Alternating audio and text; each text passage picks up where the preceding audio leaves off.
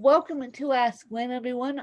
Today I have Rashmi with me, and I am going to Miss Rashmi take it away and share her story with you guys, and then we'll just have a natural conversation like we always do. So, welcome, Rashmi. Thanks for that introduction, and thank you for giving me the opportunity to be your guest. When my name is Rashmi Watel, and I live in Australia. I'm originally from India. I'm a mom of two young girls. I like to call them future leaders. They are 7 and 4. I live here in Australia with my husband, who works for the government, and my journey to become an entrepreneur has been totally driven by my circumstances. And now I feel that if my younger daughter wouldn't have had health issues and the allergies and stuff that she has, I wouldn't be a public speaking coach. So I admire the challenges that life has thrown my way. I would have never thought that you can actually run a business and take care of your family, all being happy doing each things together. Isn't that amazing? So, your husband works for the government, which is a blessing. Thank you very much. Because being a sad mommy and entrepreneur, sometimes the paycheck doesn't Yes. come in. Come in. Let's just face it. Sometimes the paycheck doesn't come in. But as long as we love what we do, we don't care about the paycheck. We don't care about the paycheck necessarily. But as long as we love what we do, that's more and more what makes us happy. So why did well I know why you kicked the bucket on corporate America, but why did you decide not to go back to corporate America? Was your daughter's allergies too severe and her medical challenges too severe to let you go into corporate America or corporate Australia? Let's put it that way. Yeah, so in my case, my younger daughter, my elder daughter is just a child by the book. Like, she has never given me any trouble as far as food, sleep, eating habits, anything is concerned. Whereas my younger one, she was fine till she turned 1. And ever since I left breastfeeding her, she developed like severe eczema to the point where she can't wear certain clothes, she can't eat certain foods. And I tried. It's not that I didn't try to go back to work. I come from an engineering and a project management background, and I finished my MBA as well. So I always wanted to utilize my skills, my education, but every time I used to go back to work, there was never a certainty. In any time I can get a call from her daycare that, she has had an allergic response, she's bleeding, and no job gave me that kind of flexibility that I can just leave everything and rush straight back to her. And these incidents were becoming common and common, more frequent. And last December, I told my husband that I can't do this anymore, because within me is that mom. I did not, she is not responsible for what is happening with her. I'm responsible because I'm her mother, and it's my first duty to take care of her. So I decided that, okay, we'll figure it out, but I'm not going back to work. I can't do this to her. No, because mom guilt, mom guilt, That is right. That big is right. time. And every time you drop a child off into someone else's hands, you have a mom guilt, which which is tough on us, especially during the time of COVID. And Yeah. I'm going through a smaller situation right now, which I am actually going through two of them. Mhm. One bigger than the other, but we're working it out so that mom guilt doesn't happen to all parties involved. And um, I'm going through a situation right now where one of my aides has a son, and this is the first time she's dropped him off at daycare. And it's like, okay, mom guilt, big time, because they we don't know what's going to happen in the pandemic situation with the Yeah. daycares and the schools and everything else. Yes, I totally agree with you. Definitely. So, what would be your first piece of advice for people that want to get over the communication apprehension, aka fear of public speaking, which I don't have anymore? I had it at one point, but yeah, not so much, not so much anymore. But I think public speaking is part of communication apprehension. And so you may not think about it, but public speaking is huge. It's terrifying people worldwide. And so, Lakshmi, what would be your first piece of advice? Yeah. That's a great question, Vin. I get asked that very often. And my one piece of advice would be that when you are speaking in public, then do not think that the talk that you're delivering, the presentation, the interview, because everything is public speaking as long as you're talking to more than one person. Do not ever think that it's going to go bad. Always have a positive mindset and visualize that everything is going to be awesome. It's going to be like an amazing interview. If you're going in for an interview, if you're delivering a talk, tell yourself that yes, it's going to be an amazing talk. I'm going to come out with flying colors. If it is an a panel discussion, again, tell yourself that I'm going to be one of the most bright and shining panelists, because our brain has does not differentiate between anxiety and excitement. Our body also gets similar responses. We get butterflies in our stomach, we get sweaty palms, and that the feeling is very much, the response for the body is very much the same. Whereas it's our mind which tells us whether we are anxious or we are excited. Yeah. So that is the advice that I would say, that have a positive mindset. And when you are in that positive mindset, slowly and slowly things become easier and easier. Okay. So positive mindset, which is my modus operandi.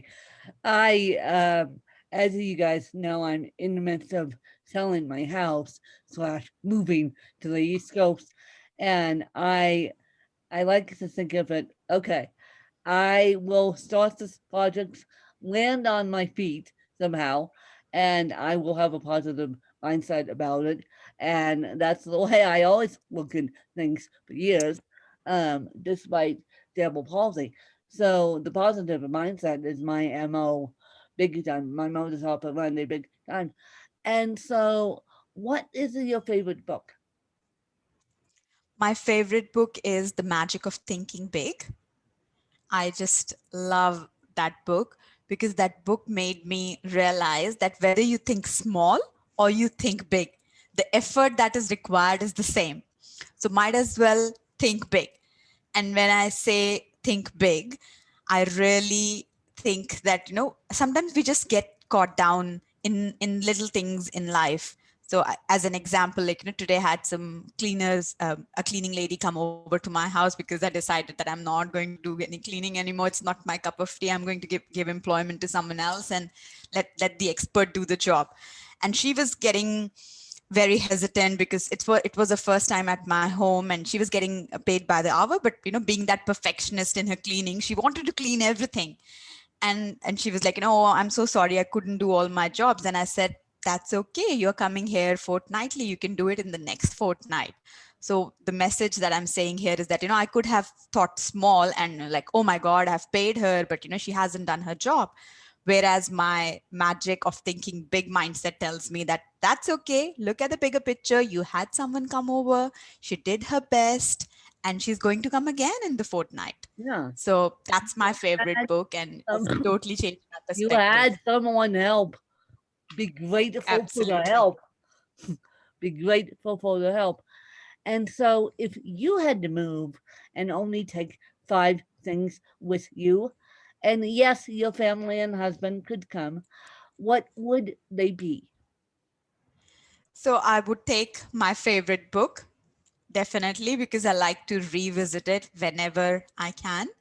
I would like to take, of course, my phone. The technology is so addictive and so important for Yes, gee, survival, the business, definitely. Then the third thing I would take with me is my makeup. I feel that I don't put on makeup every day, but I feel that, if there is a special occasion that I need to go to, I definitely like to dress up.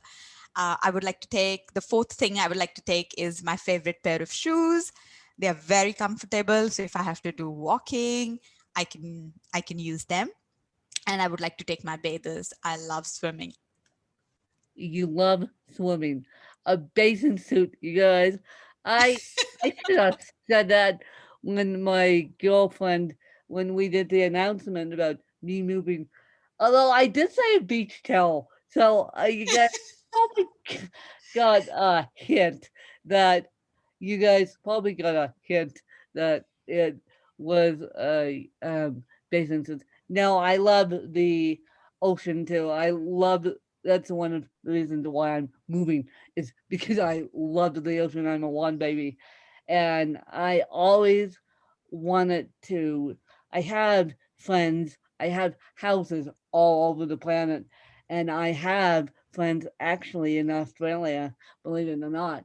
And they've invited me down, and so maybe bucket list would be going to Yes. Australia because I always feel like I should do something big before my time is up. I should go do something big before my time is up. And now that I'm essentially living at the ocean, I don't necessarily need to see the ocean, but I need to see the different cultures of Australia, aka the Maasai and the indigenous tribes, and just do all that because um, that's always fun. And so, if your BFF had to write a book about you, what would the title be? The title would be a mother who never gave up. A mother who never gave up. I love it. I absolutely love it um, because of this medical disability that your daughter has, and you I see a lot of people are moving, and a lot of people this year are moving. Number one, and because of the pandemic, and I'm partially moving because of the pandemic, and I don't want to be landlocked. Yes. And so I see that a lot of people are moving. I'm seeing that a lot of diagnoses are coming out of the woodwork, especially this year, because people are finally taking care of their health. So I applaud you for taking care of your next generation's health, your daughter's health, because being a mom and being a special needs mom is one for the books. Thank you. Well, you're welcome on that. And what is your morning routine? So my morning routine is very simple. So I get up in the morning, I practice gratitude. I used to write it, but I've finished several books, so now I just practice it by feeling and just that, having that feeling of gratitude. So that's how I start my day. Then I water my plants. I love my plants. I have outdoor plants and indoor plants, so I do some watering and some walking in my backyard garden. Then I drink some water with some lemon, And after I'm done with this part of my routine, I go wake my kids up for school. If it is the school day for my younger one, that's great. If not, then I let her sleep in. Get Yeah. my elder one ready, help her pack her bags, help her take a shower, drop her off to school. Uh, yes, that's pretty much my morning routine every single day, Yeah. except the weekends. Except the weekends. The weekends are a little bit different. But as we wrap this interview up, Lakshmi, do you have any questions for me? Yes, yes, I do. And I have been wanting to ask this, but I Ah, just saved it yes. for the interview.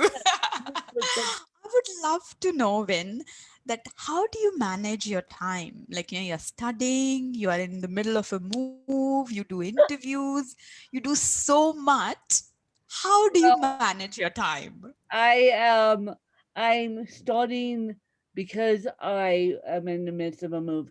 I am starting to delegate more and more to my assistant, who's also Hmm. my BFF, and Hmm. I'm starting to back off the interviews just a little bit and Hmm. do more batch recording than every single day because my life on the East Coast is going to be busier than I would like to think. And I need now that my family's been gracious enough to help me and friends that might as well be family have been gracious enough to help me. I need to work my own schedule around them. And I just try to keep sane and try to delegate to Danielle, you guys. And the only reason why I use hers because so my inbox doesn't get flooded with all the ask Win love. I mean, I get over 1,000 emails a day, whether it's a newsletter, whether it's interview requests out of me, whether it's right now it's moving related stuff and housing related stuff, but I get over 1,000 emails a day. So if I Wow. if I had to filter my own inbox with Ask Win love, it would Ask Win would never get done. As Yes, as when it will yes. never get done. So I said to Danielle 10 years ago now, I said, "Hey, I'm starting a project. Do you want to help me?" And she goes, "Oh boy, there goes my BFF again, starting a project. But yes, I want to help you. What what is the project?" I said, "I'm starting a podcast. What do you want to do? Be co host with me and Mhm. schedule?" She goes, "Schedule because of my speech impediment." And I said, Mm. "Great. I'll put you on scheduling." And I have actually taught her now how to upload the episodes because I don't want to do it. I don't want to be in there messing around when I Mhm. can do and the time she's uploading the episodes, I can be either interviewing more people or dealing with the Yes. midst of a move or um or my studies. So time management relied a little Hmm. bit on my own schedule and Danielle. Absolutely love that tip. And I really like the fact, and I think not just me, everyone who's listening or would be listening to the episode later on can learn from it, that learn to delegate and learn to find out what is that you admire doing. And then if there are other things on the schedule, delegate it to someone. So delegation is the message that I got. So thank you very much. I can't delegate my own schoolwork. I wish I could. I wasn't good, but I can't. So I Yeah, they don't might as out there well as well. I might as well delegate the hustle and grind to Danielle and make her figure out how to upload it. And then I'll be here she needs me, obviously. But other than that, I there's only so much one human can do.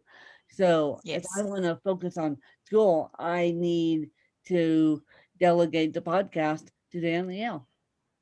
Absolutely. And she does an amazing job. Like I see her Yeah. emails, they're always on the point. They have all the details. And Well, today I was amazed, like, three options: plan A, plan B, plan C. and I see, was like, yeah, wow, yeah, one organized person that's there. one organized person. No, I leave her alone. I leave her alone. She has that. Well, we've done over 15,000, 1,500 episodes, and Wow. so she now has this down to a science.